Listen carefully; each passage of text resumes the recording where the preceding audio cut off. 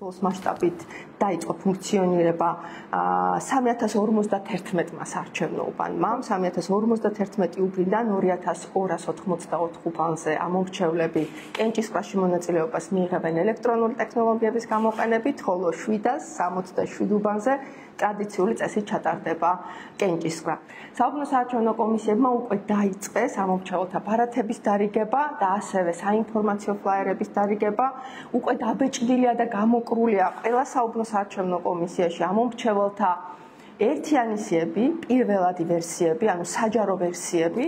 ამომრჩევლებს სიაში ცვლილებების შეტანის მოთხოვნით შეუძლიათ, რომ 16 სექტემბრის ჩათვლით მიმართონ საარჩევნო ადმინისტრაციას ან მიმართონ სერვისების განვითარების სააგენტოს. რა თქმა უნდა, იმისათვის რომ ჯანსაღი საარჩევნო გარემო არსებობდეს, უნდა იყოს დაკვირვება და ჩვენ მივესალმებით ყველა იმ ორგანიზაციას, რომელიც საარჩევნო ადმინისტრაციაში შემოიტანს შესაბამის ვადებში კანონით დადგენილ დოკუმენტაციას რეგისტრაციისთვის.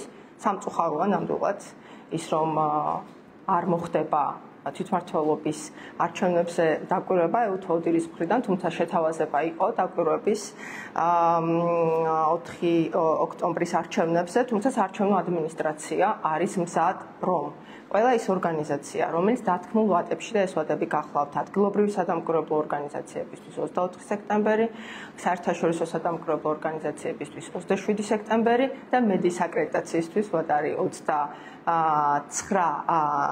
სექტემბერი, იმისათვის რომ გავატაროთ ისინი რეგისტრაციაში. ამ დროისთვის არის უკვე დარეგისტრირებული 16 საერთაშორისო ორგანიზაცია და 9 ადგილობრივი სადამკვირვებლო ორგანიზაცია.